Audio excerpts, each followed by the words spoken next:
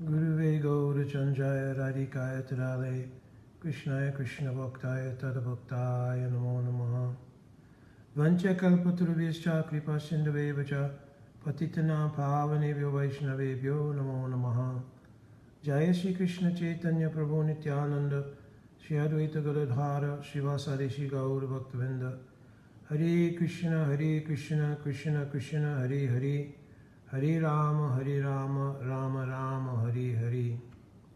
My Dandavat Pranam devotees, this is going to be extremely short.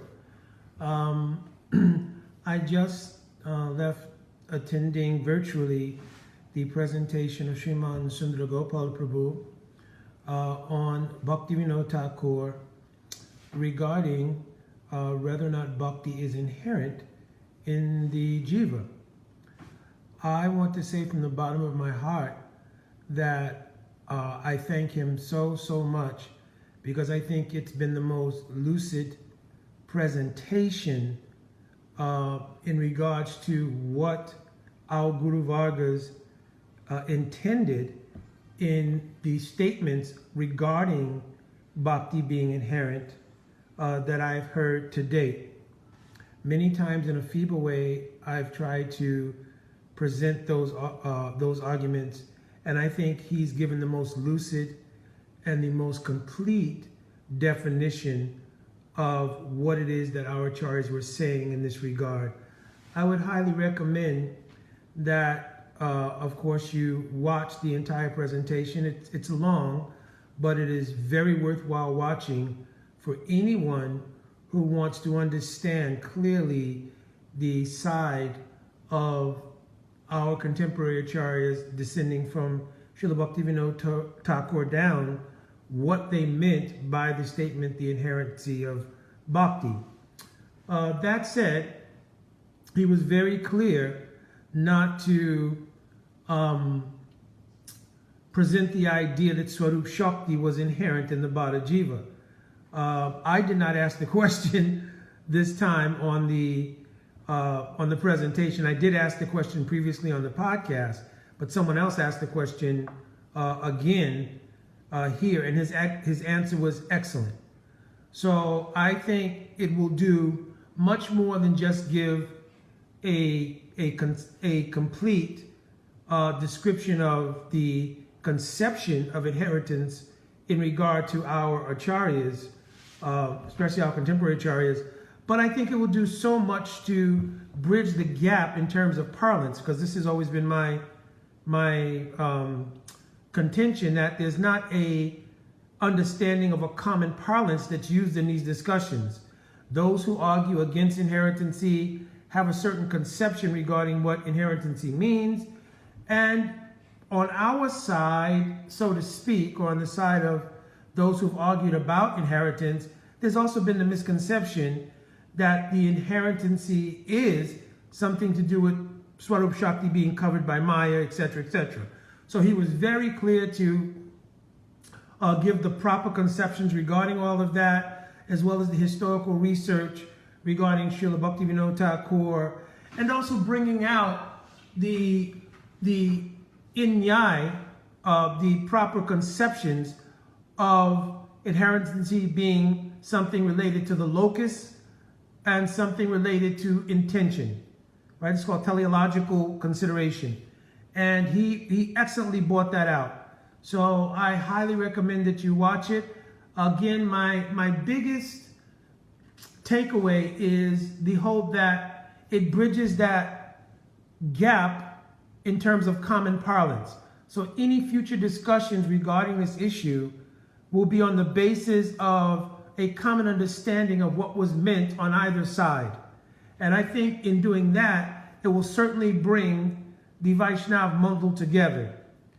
This doesn't negate those who have very clearly also corrected any misconception about the idea of bhakti being inherent, meaning Swarup Shakti being inherent, which I think really is the crux thing that was always at discussion here. But just because there were so many other words and so forth being used, we never sometimes would get down to that crux issue. And if we did, it would be in a way that was not not helpful in the sense of making it clear that we're really maybe speaking the same language, right? But just we haven't come to common agreement on many of the terms. So I think this presentation was excellent in that manner. I look forward maybe even to future sit-downs with some of the stalwart devotees from both angles of vision on this, and the ability to make the common connection and how much this will help the entire Vaishnav Mandal. There will always be those whose attacks of the Bhaktivinoda Dhara have been malicious attacks. And I think I've said in the past that the genesis of that is not recent, but goes back to the time of Bhaktivinoda Thakur's dealing with identification of the Apasampradayas and his idea of pointing out the ill behavior of many who were posing as Nirupari Vaishnavas or Babajis back at the time. It was never any generic condemnation of Babajis, etc., or the traditional pariwars. It was a sort of correcting of those things that Bhaktivinoda Thakur witnessed to be inappropriate. On the other hand, I think from some of the traditional pariwars, the unique presentations of Srila Bhaktivinoda Thakur, which many of the background elements of why he made those presentations came out in the wonderful presentation of Sundar Gopal, they were attacking that. I'm talking back historically now. But I think, anyway, long story short, and not to make this too long, I think this presentation will go such a long way to maybe heal any wounds, certainly to bridge any gaps of understanding, and it will at least allow discussion going forward, even if there's angles of vision that still need to be synthesized.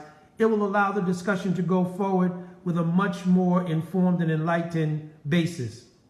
So I'm indebted to Sundar Gopal Prabhu, as well as those who have given solid arguments, sastrically and otherwise, for removing the misconception that Swarup Shakti is inherent and covered by Maya, right? Because for me, that was a very crux issue, right? So I again am expressing my great gratitude and, always praying that Srila Gurudev's blessings will come on Sundar Gopal Prabhu to continue his research and to help be a catalyst in the mixture of all of these things to solidify our Vaishnav Mandal. I saw that there were many stalwart Vaishnavas who were on the phone, many senior Vaishnavas, and that was a good thing to see. So I'm hoping this bears the fruit of some common union. We are the one family of Mahaprabhu after all. So that being said, Vancha Kalpaturubhyascha, Kripa Sindhuvaevacha, Patitanam Pavanebhyo Vaishnavebhyo Namo Namaha. Jai Radhe Radhe.